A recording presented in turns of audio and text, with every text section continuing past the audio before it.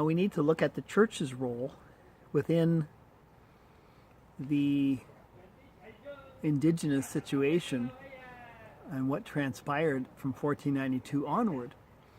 So we've looked at prior to 1492 and what existed in 1492, some of the contributions to our civilization, gifts to the world, as Ray Fadden called them.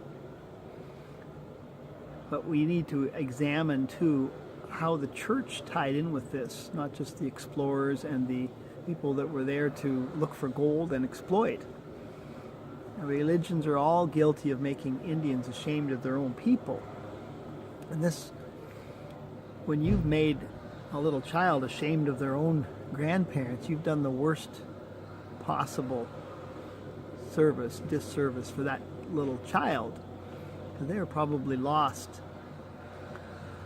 forever when you treat them culturally in that way. So this has gone on for hundreds of years with the church. Now they played a role in the original inception of all of the traveling, the adventures I call them, whether they're going into Florida or whether they're up in the east coast of North America, or whether they're landing in South America and making their way through to Peru, whether it's Mesoamerica, whether it's the West Indies.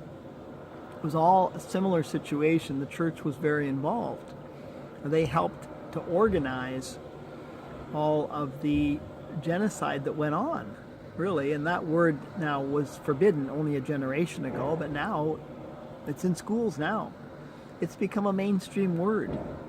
Just in the last few years, use of that term for something like the indigenous of the Western Hemisphere.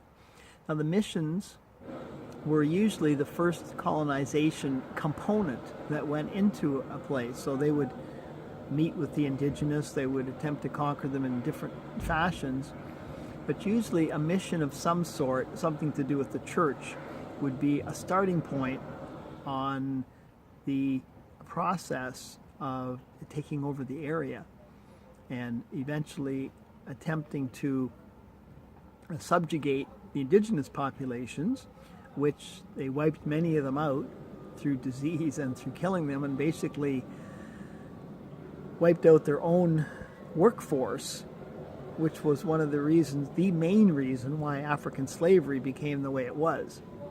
Certainly disease was part of it.